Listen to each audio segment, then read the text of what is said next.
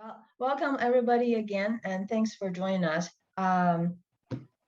We are very happy that you're here today with us, and it's going to be our 9th webinar in the GPT webinar series for 2021. It's September. I hope you are getting the red leaves around your household, wherever you are, and getting a cooler temperature as we go in through the year. And today is my great pleasure to introduce Dr. Steve Smith to deliver the webinar today. Steve is a new member to the GemPharmatech US team. Welcome, Steve, on board. And Steve did his undergrad study at Beloit College in Wisconsin. And then he went on to do graduate work at North Carolina State University in the Department of Microbiology, where he studied lipid biochemistry in Baker's yeast in the lab of Dr. Leo Parks. And then for his postdoc research, he went on to Gladstone Institute of Cardiovascular Diseases in San Francisco, California, in the lab of Robert Fares, where he studied the genetic underpinning of cholesterol metabolism and triglyceride synthesis. From there, Steve started his industry career at Parke Davis Pharmaceuticals, where he continued to study diabetes and glucose metabolism. Steve joined GemPharmatech just a couple of months ago as our director of business development, where he will be help the company's exploration in the US market, serving our customers. So without further ado, welcome, Steve, and the stage is yours. For today's webinar, Steve is going to share with us the new insights that our R&D team has gained from the mouse models for pancreatic, breast, and colon cancers. Steve, welcome. Thank you very much for that introduction, Zhiying. So thank you everyone for joining and attending today's webinar, and look forward to discussing these models with you. So today's webinar is actually a pre-recorded presentation. So beginning that. Hello, my name is Steve Smith. I'm the Director of Business Development at GemPharmatech. Thank you for joining us today to learn about GemPharmatech's spontaneous tumor models and that were developed for preclinical therapeutic research. Today, I will discuss several of these models and how they and their use may help accelerate your research studies. Cancer is an enormous global health problem and the second leading cause of death in the United States. It's estimated that 40% of the population will be diagnosed with cancer in their lifetimes. In 2018, there were 17 million new cancer cases and 9.5 million cancer deaths worldwide. By the year 2040, it is anticipated there will be 27.5 million new cancer cases and 16.3 million cancer deaths, simply due to the growth and the aging of the world population. Thanks to all the research programs, approximately 2/3 of cancer patients survive at least 5 years. In addition to the therapeutics, there have been improved diagnostic tests and improved lifestyle changes. However, many patients die of cancer regardless, and many cancers cannot be treated. Research scientists need to continue discovering drug targets and developing new therapies.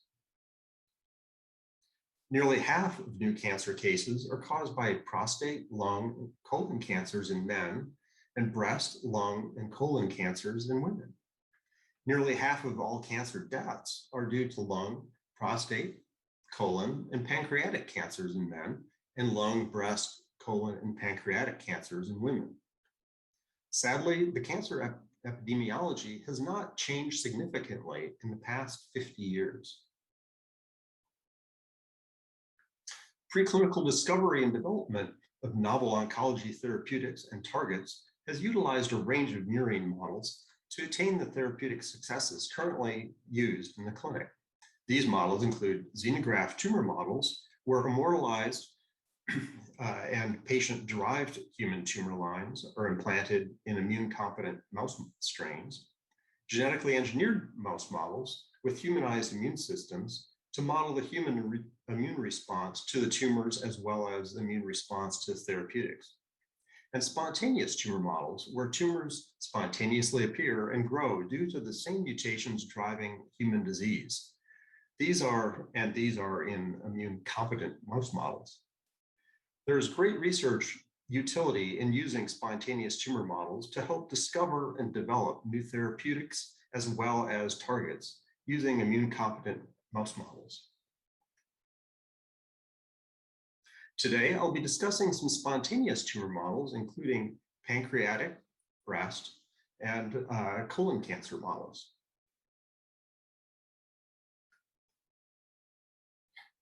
The epidemiology of pancreatic cancer is exceedingly troubling, in a large part due to the disease not being diagnosed until relatively late stages.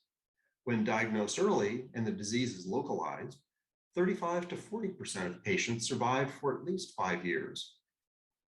However, pancreatic cancer is most frequently caused by mutations in p53 and Kras genes, and unfortunately, it is found very late and it tends to be disseminated throughout the pancreas. This slide shows the current treatments for the pancreatic cancers, which are being tested in the clinic. The highlighted treatment strategies are examples of small molecule chemotherapy combined with immune checkpoint inhibitors to treat pancreatic cancer. These are currently in very early stages, phase 1 and phase 2. GemPharmatech has generated 3 models of pancreatic cancer to faithfully represent human disease. As mentioned, pancreatic tumors are found to result from mutations in Kras, p53, and often both mutations in many patients.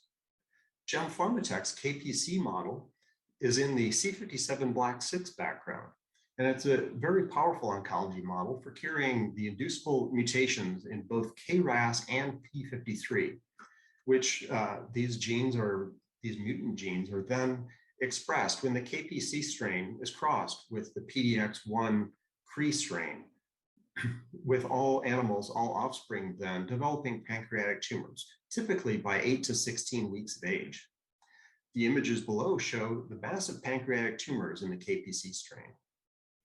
Both the Kras G12D and p53R172H models develop pancreatic tumors after being crossed with the PDX1 Kras strain. This model expresses Kras behind the pancreatic duodenal homeobox 1 promoter. When crossed with the Kras or p53 models, the Kras causes the upstream LOXP stop LOXP sites to be excised and the mutant alleles to be expressed, causing pancreatic tumorigenesis.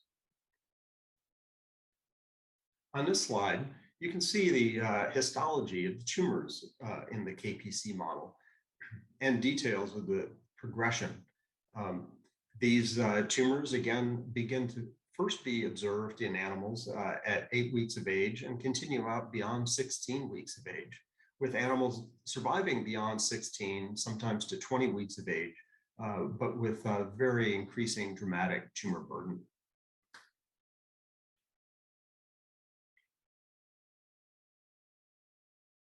Since tumor development and metastases in the KPC model is quite aggressive, and like human disease, it is difficult to know the disease stage, this model has found excellent utility in serving as a donor for syngeneic tumors. The tumor growth, metastatic development, and tumor histology is consistent from the original tumors here in PA, the upper figures, out beyond 5 passages of the tumor cells grown in culture, and then cycled as well through additional animals. And you can see that after 5 passages, that the tumor growth is still very consistent. These are individual animals here in the tumor growth chart. Individual animals display the subcutaneous tumors. This publication from 2018 deals chemotherapeutics that have been tested in pancreatic ductal adenocarcinomas in preclinical mouse models. This publication specifically highlighted immuno-oncology therapeutics tested in combination with other immuno-oncology therapeutics, standard of care small molecule therapeutics, and radiation therapy. In studies monitoring tumor growth and response and changes, as well as the changes then in body weight due to therapeutic intervention in sub-Q implanted syngeneic APC tumors, these animals had 6 animals per group. And you can see that the best tumor growth suppression and response was observed in those animals receiving gemcitabine at 100 mg per kg, shown in red, as well as gemcitabine plus anti-OX40, which is shown in purple, and gemcitabine plus anti-OX40 antibodies plus anti-PD-1 antibodies in brown. As you can see from the excised tumors at the end of the study on the right, that the gemcitabine alone tumors in G2, as well as the combination therapies in G6 and 7, the tumors themselves are notably much smaller, consistent in size and much smaller than those receiving other therapeutics. This slide shows the KPC tumor line development. As anticipated, a larger inoculum results in a more rapid and larger tumor growth, as shown on the left. Syngeneic tumor cells can be implanted IV for modeling tumor metastases or sub-Q for monitoring tumor growth alone for solid tumors.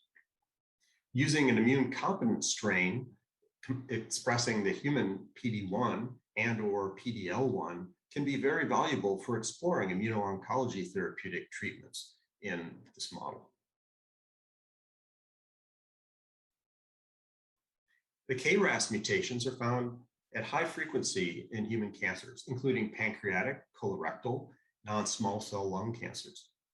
Our Kras G12D is an authentic model of human cancers following the crossing with a Cre recombinase expressing line.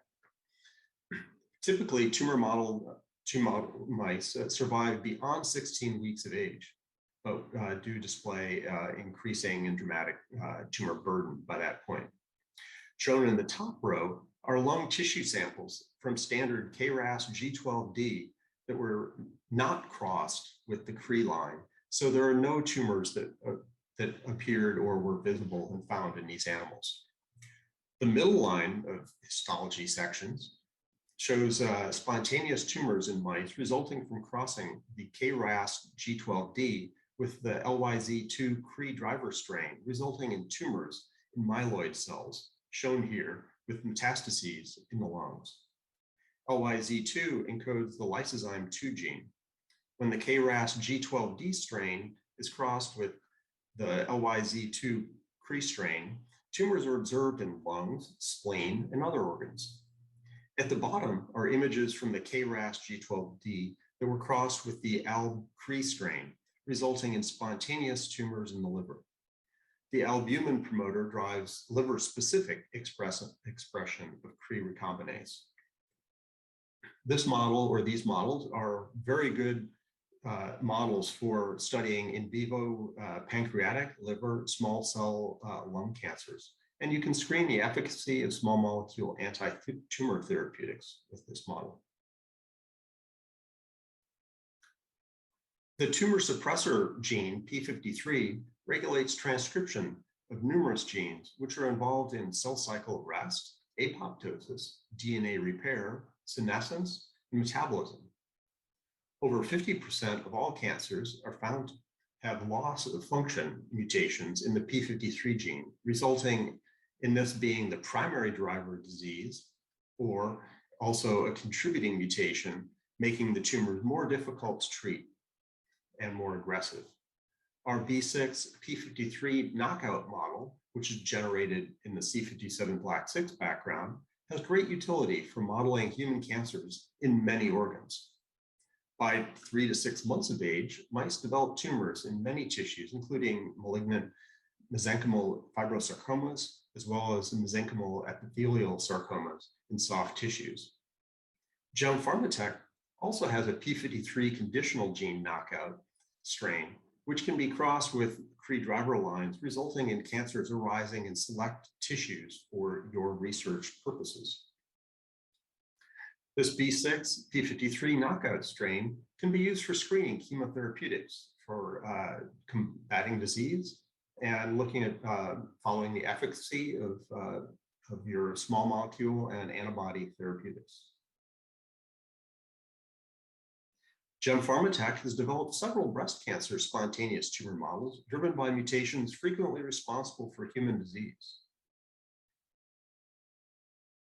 In an effort to more effectively combat breast cancer, multiple immunotherapy approaches have been exploited in very recent past. And these are primarily through immune checkpoint inhibitors, including the PD-1 and PD-L1 antagonists.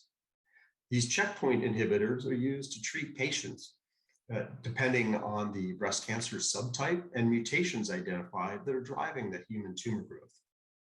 While some antibody therapeutics may be effective on their own in certain cases, in certain cancers, antibody therapeutics combined with standard of care therapeutics are being employed with the hope of greater efficacy and reduced toxicity. There are several genetically engineered breast cancer models that have been found to have great utility in preclinical research studies. In addition to the Kras and p53 mutant strains, there are additional spontaneous tumor models that are excellent for modeling human disease.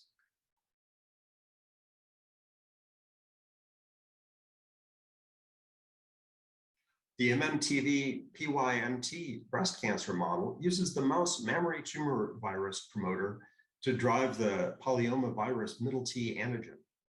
Elevated expression of the PyMT results in downstream expression of the ERB2 and WNT1 oncogenes in their pathways, resulting in mammary tumors closely resembling the human breast cancer in many patients.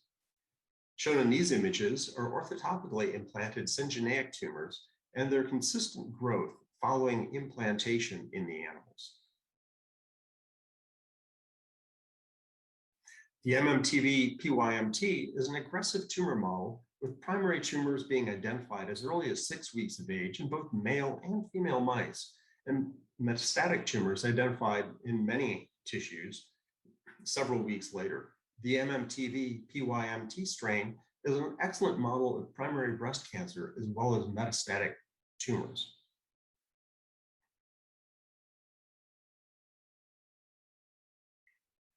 Next, I'll be discussing the colon cancer spontaneous tumor models that have been developed by GemPharmatech. As mentioned earlier, colorectal cancers is the cause of nearly 10% of deaths and diagnoses in men and women worldwide.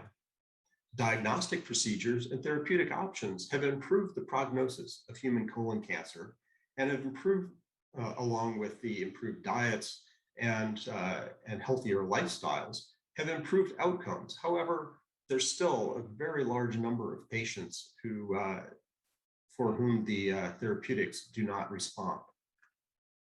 There are 5 stages of colon cancer growth, and treatment success depends on the tumor stage when it is discovered. In stage 0, the tumors are very early in diagnostics. They have not yet grown beyond the inner mucosal layers of the intestine. In stage 1, the tumors have grown through the mucosa, but not yet spread into the lymph nodes. Several substages in stage 2 characterize the tumors crossing the outermost layers of the wall of the colon or rectum and growing through the wall itself. Cancer is not yet spread to the lymph nodes in stage 2. In stage 3, also having several substages, and these are characterized with a greater tumor growth and greater spread into the surrounding lymph nodes.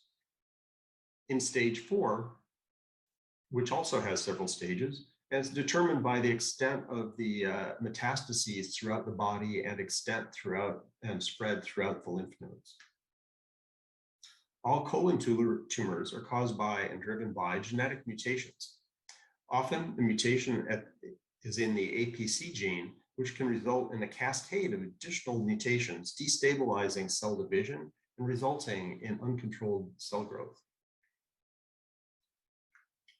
Development and metastatic spread of the colon cancers here is showing the collection of genetic mutations as the tumors themselves grow.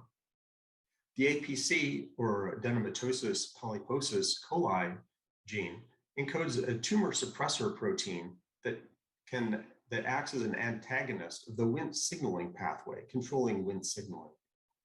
Altered expression of the APC and then downstream beta-catenin and TCF mediate Wnt pathway dysregulation and are the cause of many human colon cancers. Reduced expression of the APC protein can help lead to beta-catenin not being degraded and free beta-catenin accumulating in the cytoplasm and in the nucleus, leading to carcinogenesis. APC proteins are also involved in cell migration, adhesion, transcription, and apoptosis. Oops. The current immunotherapy standards of care for colon cancer are Opdivo, or nivolumab, which is produced by Bristol Myers Squibb, and it's an immune checkpoint inhibitor blocking PD-L1. Keytruda, or pembrolizumab, is from Merck, and it binds and blocks PD-1. And in a combination with Opdivo and Yervoy, which is ipilimumab from Bristol Myers Squibb, which is a CTLA-4 inhibitor, combination allows immune checkpoint systems to attack tumors.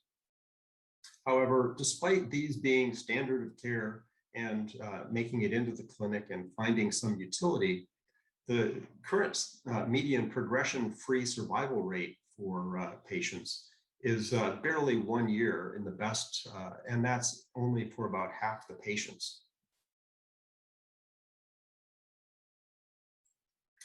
The APC-min model was developed by GemPharmatech, and it results in spontaneous colon cancer that is a good representative of human disease.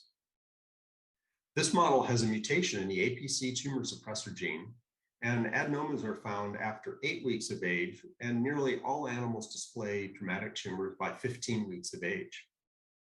As cancer develops, mice gradually develop cachexia, chronic inflammation, and anemia. The APC-min model can be used for screening the efficacy of therapeutics and other drugs for the treatment of colorectal cancer. Shown here is a list of our 12 spontaneous tumor models. 11 of these models are currently available, and 1 is still in the final stages of development. GemPharmatech has also developed over 200 Cre recombinase expressing mouse lines that can be used in combination with 7 of our spontaneous tumor models to induce spontaneous tumors in tissues of interest. GemPharmatech can also develop custom mouse models for your research purposes. Thank you for joining us today to learn about the spontaneous tumor models developed by GemPharmatech. Please contact us with any questions you may have regarding these mouse models, our immune-compromised mouse models, and our humanized models, as well as custom mouse model development. Thank you.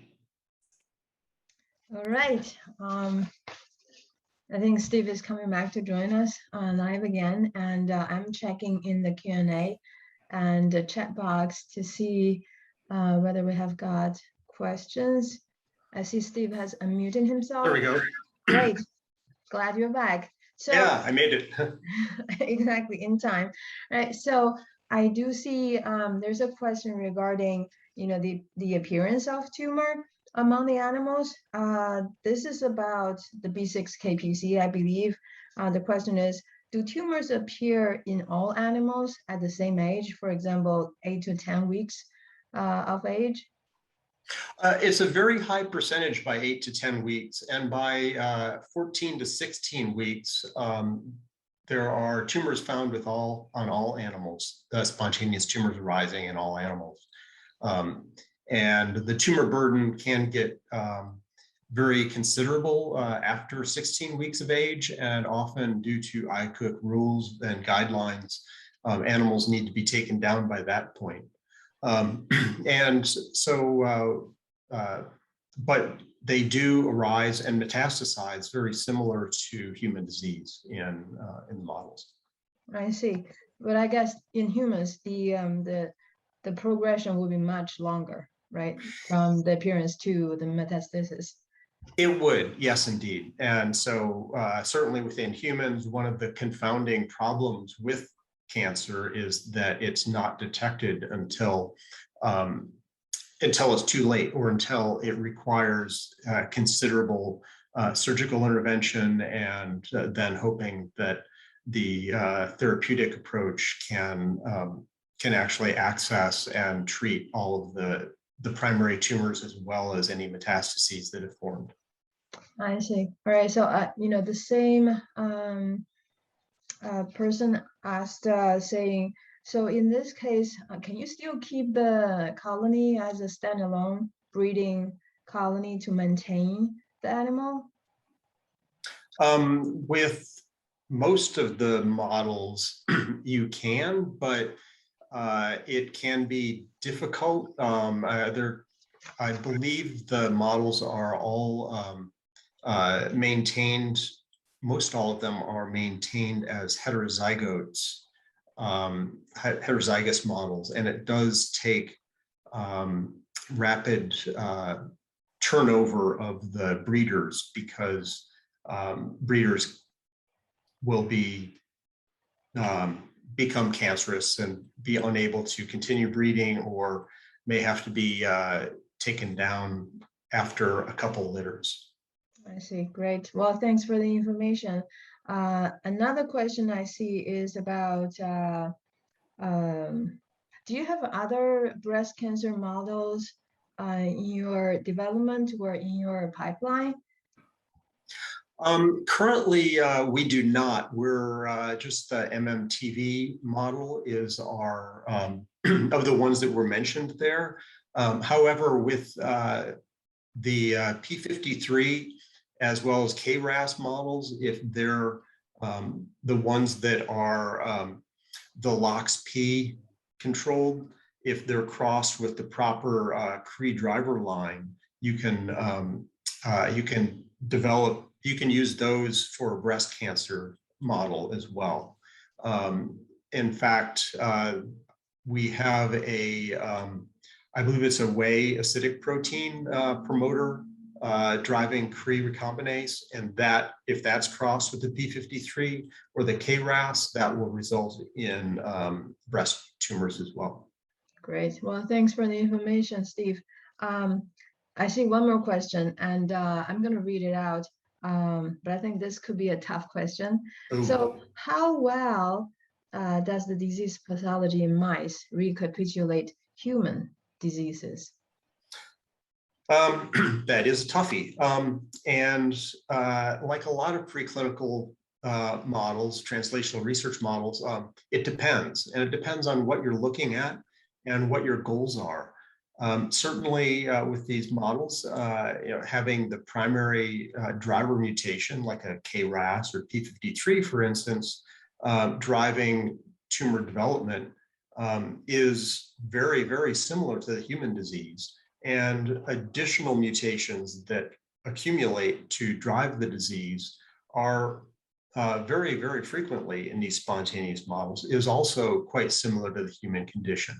And so then it's a matter of, because this is these are immune competent animals, you can utilize immune checkpoint inhibitors, again, needing to be certain that they're going to bind the mouse proteins for activity, but they can at least give a very good indication if you are screening drug targets. It allows doing some efficacy studies as an animal model with these. I see. Well, since you mentioned the immune checkpoint inhibitors, I do want to just mention, as I have been sitting in quite a few of our webinars, GemPharmatech does have a series of humanized immune checkpoint mice for research, especially preclinical screening purposes. So I've been checking, and I don't see any other questions coming in. So thank you again, Steve. And before I close today's webinar, I just want to share a couple of provide this information to everybody who come today to join us. We are running a new promotion for our flagship pipeline, which is called the Knockout All project. If you're familiar with our products and services, you may know this already, KOAP. If you haven't heard about it today, we are providing you the information. So this project is a project aiming to knock out or conditionally knock out every protein coding gene in the mouse genome for the purpose of research, understanding the gene function, starting from the mouse, and then translating it to human health and disease. For this particular promotion, well, we have already developed 17,000 KO and CKO by now. So there's a big pool for you to select from. The offer today, well, not just today, starting from today, you can choose from two options. One is if you buy 5 strains out of the KOAP project, you pay the price of 4. Or if you don't have the capacity to get this many all at the same time, you can use our referral program where if you have you become our customer in the past, you can refer your friends, and both of you will get a discount, which can be up to 20% if you are new to us. And I believe you can still take advantage of the referral program by partnering with our existing customers. And then the second piece of information I want to bring to your attention is that as GemPharmatech US grows, we have had live colonies in the States. And in particular, I can let you know is in Boston. If you are in the Boston hub, it's very close to you. In particular, out of these 20-some strains, we have 17 of them are humanized immune checkpoint models. The popular ones, I can tell you right away, the PD-1, PD-L1, CTLA-4, LAG-3, TIM-3, and a few others. We also have the B6, the BOB-C backgrounds, as well as double and triple targets. I can mention another one, 41BB, CD73, for your selection. And second thing, I do want to give a highlight for the immune or the severe immunodeficient models. Our NCG has been serving customers in the States and in Europe for more than 6 years up to this point. We have our partner CRL being our distributor or our dedicated distributor, helping us providing this NCG mouse to the customers in North America and Europe. And we do have a few others, which I want to highlight. We are putting an effort to the Alzheimer's disease research. We have a new model under development. We also have 5 different humanized ACE2 mouse in our portfolio as a toolkit for people who are engaged in the COVID-19 research. We believe humanized ACE2 mice are a great tool to help the pandemic research. We have them on the B6, on the BOB, as well as on the NCG background. So just information to you. So check us out on the website, GemPharmatech.us, and also at any time you can email us at sales@GemPharmatech.us, and our team member will reach out to you as soon as possible. And again, well, thanks again, Steve, for the webinar, and thanks everybody who joined us today at today's webinar. So before we close, any last words from you, Steve? No, I think covered just about everything with these models. I see there was one last question that came in about the availability of this webinar. And yes, it will be available online, and we will just log on online with this or connect with us online for this presentation, and we will send you a link to the presentation. Again, both Zhiying and I, as well as the rest of the technical team here at GemPharmatech, would be very happy to speak with you about any of the models discussed, or custom model development, or any other models that we have that have already been developed. Well, actually, I have to say thanks for the question. This reminds me, our October webinar is coming along, is in preparation. The date will be October 26th. The topic will be NASH, animal model or mouse models for NASH research. And stay tuned, check out our website. We will be posting on the website as well as our LinkedIn accounts. We do have Instagram, Facebook, and Twitter. If you want to hear from us, you have all the tools that you can use. And thank you again, and have a good day. Great, thank you. Bye-bye. Bye.